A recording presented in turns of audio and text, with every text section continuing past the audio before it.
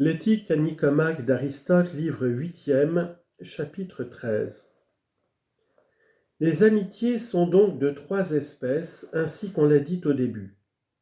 Et dans chacune d'elles, les amis peuvent être ou dans une égalité complète, ou dans un rapport de supériorité de l'un sur l'autre. Ainsi, ceux qui sont également bons peuvent être amis. Mais le meilleur peut aussi devenir l'ami d'un homme moins bon que lui. De même encore pour ceux qui se lient par plaisir, et de même enfin pour ceux qui se lient par intérêt, et dont les services peuvent être égaux ou différents en importance. Quand les 2 amis sont des égaux, il faut qu'en vertu de cette égalité même, ils soient égaux dans l'affection qu'ils se portent, ainsi que dans tout le reste. Mais quand les amis sont inégaux, ils ne restent amis que par une affection qui doit être proportionnée à la supériorité de l'un des deux.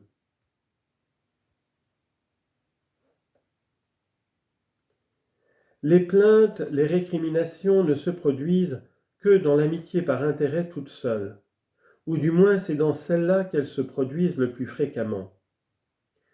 On le conçoit sans peine, ceux qui sont amis par vertu cherchent uniquement à se faire un bien réciproque, car c'est là le propre de la vertu et de l'amitié. Quand on n'a pour se diviser que cette noble lutte, on n'a point de plainte ni de combat à redouter entre soi. Personne ne se fâche qu'on l'aime et qu'on lui fasse du bien. Et si l'on a soi-même quelque bon goût, on se défend en rendant les services qu'on reçoit. Celui même qui a le dessus, en obtenant au fond ce qu'il désire, ne pourrait faire des reproches à son ami, puisque l'un et l'autre désirent uniquement le bien.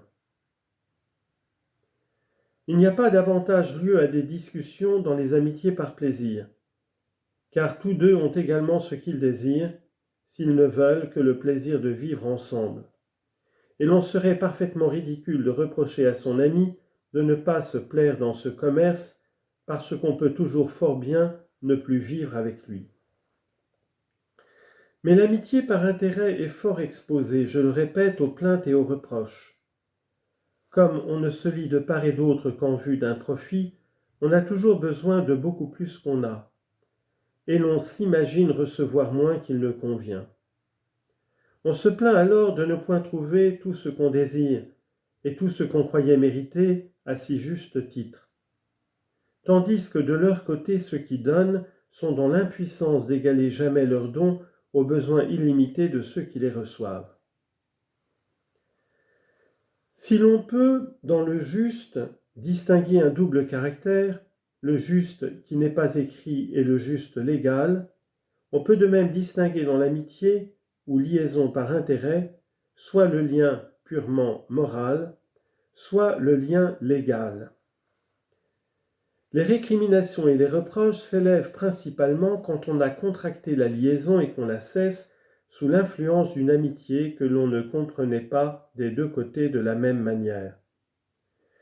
La liaison légale, celle qui se fonde sur des stipulations expresses, est tantôt toute mercantile, et comme on l'a dit, le marché a lieu de la main à la main, tantôt elle est un peu plus libérale et elle se fait à temps. Mais des 2 parts, il y a toujours une convention de se donner plus tard telle chose pour telle autre chose.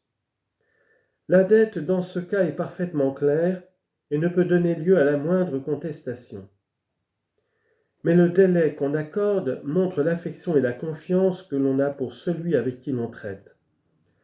Voilà pourquoi chez quelques peuples, il n'y a pas d'action judiciaire ouverte pour ces sortes de marchés, attendu que l'on suppose toujours que ceux qui contractent ainsi de confiance doivent avoir une affection réciproque. Quant à la liaison morale en ce genre, elle ne repose pas sur des conventions positives. On a l'air de faire un don comme si l'on s'adressait à un ami, ou du moins on a quelques sentiments analogues.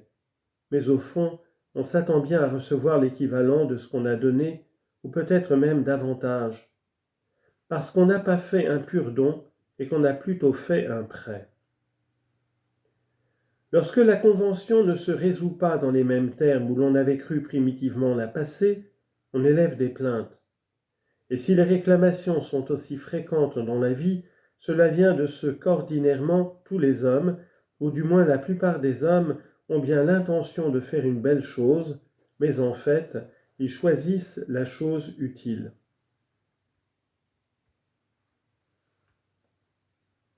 Or, s'il est beau de faire du bien sans songer à rien recevoir, en retour, il est utile de recevoir un service. Quand on le peut, il faut toujours rendre, selon le cas, tout ce qu'on a reçu. Et il faut le rendre de bonne grâce. On ne doit pas se faire un ami de quelqu'un malgré lui. Et si l'on rendait à contre-cœur, on aurait l'air de s'être trompé au début et d'avoir reçu un service d'une personne de qui il ne fallait pas l'accepter.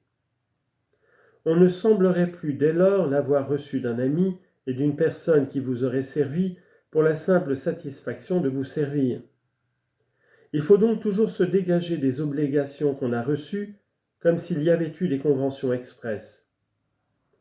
Il faut dire qu'on n'aurait point hésité à rendre le même service si l'on avait été dans le cas de le faire, et qu'on est persuadé que si l'on était actuellement hors d'état de rendre, celui qui a prêté n'hésiterait pas à ne point exiger sa dette.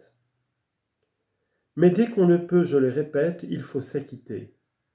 Et c'est dans le principe qu'il convient d'examiner de qui l'on reçoit un service et à quelles conditions on le reçoit, afin de bien savoir si l'on veut ou non les accepter ou les subir.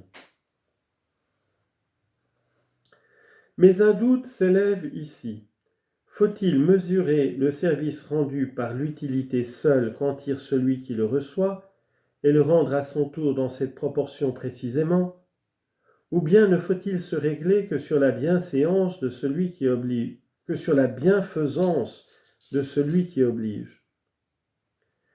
Les obligés sont en général assez portés à prétendre que ce qu'ils reçoivent de leur bienfaiteur est pour ceux-ci sans importance, et que bien d'autres encore auraient pu tout aussi bien le leur donner. Ils déprécient et rapetissent le service qu'on leur a rendu. Les bienfaiteurs, au contraire, prétendent que ce qu'ils ont donné avait pour eux la plus haute importance, que d'autres qu'eux n'auraient jamais pu l'accorder, surtout dans les circonstances périlleuses et dans les embarras insurmontables où l'on se trouvait.